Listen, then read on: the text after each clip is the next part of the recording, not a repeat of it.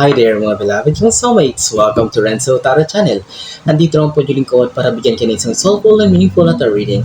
Dito lamang po sa inyo lagi nabangan na sinusubayan ng Renzo Tarot Channel. Ating po reading ngayon pagsasamahan ay para sa ating mga pinakamahal na sign ng Cancer. Right? Cancer, Sun, Moon, Rising, and Venus sign. This is for you. Kamusta po kayo lahat? I hope you're doing great, you're healthy, you're safe, and of course, you're happy. Kapag bago po kayo sa ating channel at nagustuhan niyo po ang ating reading ngayon at di po kayo nakasubscribe, please do subscribe, like, comment, and share. And if you're watching this sa ating TikTok account, paki-follow na rin po. And if you want to avail a private reading, napaka-importante pong notice here is that may mga scammers po kasi laging nakaabang dyan. So, hindi po ako. Kapag may nag-message sa inyo ng ganito, mag-offer ng private reading, hindi po ako yan. So, you need na ikaw po yung una mag-message dito po sa account na to. Alright?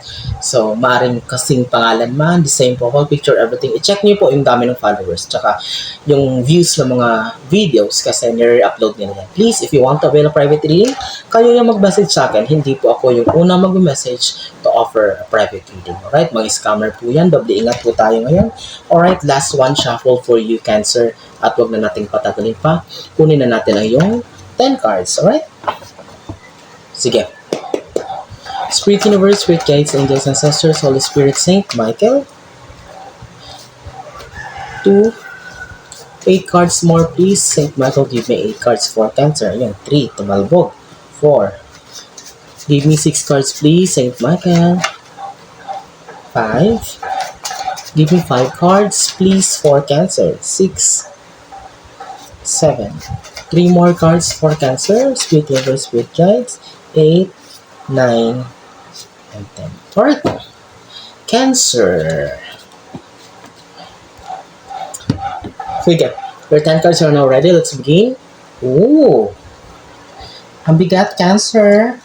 Ano ba to? Parang may mga Cancer tayo nakita dito na parang it seems that it was so heavy. Nasa sitwasyon ka na parang ang bigat-bigat ng dinadala mo pero hindi to alam ng mga tao sa paligid mo. There's a pressure na dinadanas or pinagdaraanan kayo ngayon. Don't know where it is coming from exactly. Pero Cancer, I can feel an energy of being drained. Pagod na pagod, pressured, everything. It's because maybe there's really something that you really want to, kumbaga, ma-hit or to achieve. And kumbaga, this is a big shot for you na sana makuha mo na to. Or, to achieve this because talagang it's like, kumbaga, this is a eureka moment for you. Talagang gustong-gusto mo na talagang makuha this because you've been fighting, you've been doing your best for it for a long time. That's why you're feeling pressure here. Medyo pagod na pagod ka rin because talagang nilalaban mo itong bagay na to. Wow. All of this pressure, all of this, pagod, that is physical. This is manageable. Ipahinga mo to, Cancer, kayang-kaya to, but believe me, the same with my previous reading, sabi ko, Cancer, you are on the path of recovery. With the Chariot card here, talaga mag-move forward ang buhay mo. Full steam ahead. No stopping. Mabilis to. Alright? With the Chariot card here, your life will be moving like a train. Like a bullet train, sabi ko nga, it's been how many years na stagnant talaga yung buhay mo, Cancer. That's why hindi kita pwedeng i-judge kung bakit talagang pressured ka dito. It's because grabe yung sinuffer niya dito. But with the second card here, I will stick to my readings. Ang sunod-sunod na magagandang readings ko sa Cancer. And with the Chariot card here, Cancer, claim na to. Your life is on the right path, on the right track. It's just a matter of perfect timing. But believe me, nasa tamang landas ka. You are on the road to success and good news. Wow. Oh. Butin lang nag-reverse. May Devil card and reverse tayo dito. Cancer, ang nakikita ko dito, doble ingat sa health. Baka over-fatigue, kulang sa tulog, but dahil naka-reverse nito, kasi lately nakikita ko the cause of this stagnancy, itong naging cause nito parang delays, everything, manifestations na hindi dumarating, prayers na hindi, parang walang kasagutan. It's because the evil eye din kayo. It's because, parang may mga taong hindi happy sa iyong buhay. But don't worry, dahil nag-reverse naman ito, sa sabihin, kahit paano ay tuloy-tuloy na ito. Okay, wala kang dapat ikatakot. Just ang nakikita ko, ang nararamdaman ko lang dito is more on health issues. Kung medyo may nararamdaman kayo, may mga warnings na sinasend yung katawan nyo, don't ignore it. Cancer kasi, napaka-importante nito. But with the chariot card here, believe me, buti na lang nag-reverse yung devil natin, ha? Judgment. May mga cancer dito, may mga pinaprocess lately, papers, application, visa, travel, or whatsoever, money-related, job-related. So, with the judgment card, expect a very good result. Buti na lang, sabi ko. Kasi kung hindi nag-reverse ang devil, so, I can say that medyo alanganin. Medyo delikado yung resulta. What I mean, medyo hindi sa ipapabor. Okay, because I'm very honest with my reading. So, what with the judgment card? So, this is like, ang judgment kasi, this is a result na mas maaga doon sa expected mo na timeline na inaantay mo. Alright, with the judgment card, expect a very favorable result, expect good news, expect something extraordinary that, you've been waiting for a long time. May resulta na parating sa mga bagay na inaantay niyo rito. The Fool card.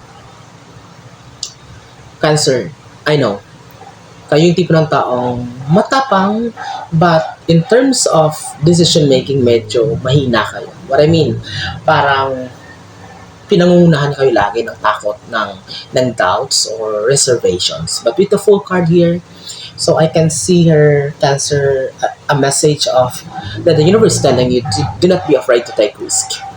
The Fool card. So, ibig sabihin, kung may mga bagay kang gustong gawin, siguro ang nakakapag-setback nito is because nga sabi ko parang medyo nag-aalangan ka pa, medyo may mga bagay ka pang kapag finish ko ba to? Kasi lagi inuunahan mo ng mindset mo na baka bumagsak, baka mag-fail. With the Fool card, do not be afraid to take risk. Huwag kang matakot sumugal, huwag kang matakot kumilos o gumawa ng action na medyo hindi ka komportable. Okay, you need to go out of comfort zone. You need to do your best alone.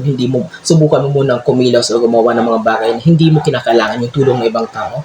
You can do it, Cancer. You're very smart. But medyo kasi Cancer, is a very emotional sign. You are more on emotion. Kaya that's why sabi ko, mabilis ka yung pangunahan ng emotion niyo. But believe me, with the Fool card, everything is about to take off for you. Just you need to take a risk. Huwag ka matakot, sumugal, or sumubok ng bago.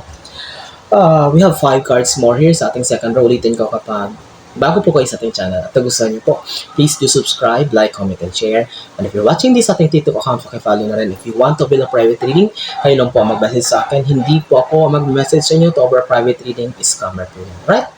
Pang-anim, Cancer, justice. There are Cancer na nagtatrabaho sa government, sa authority, justice related, and also there are people who are applying, may mga Cancer nag-apply to take a government position, elevation. So talagang it's more nabibisi kayo dito, Cancer, sa mga papers na iniipon, pinaprocess for a certain thing na talagang kumbaga ginagawa nyo or kumbaga pinagkakabisihan nyo dito.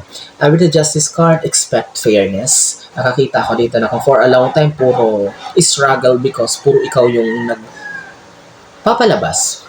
Maraming puro ikaw yung bigay, puro ikaw yung ganito, nagpapagamit, everything. So with the Justice card, expect fairness here. There will be reward, there will be appreciation for you for all the hard work that you kumbaga put on it, right? So, but with the Cancer, with the Justice card here, so it's more on papers, application.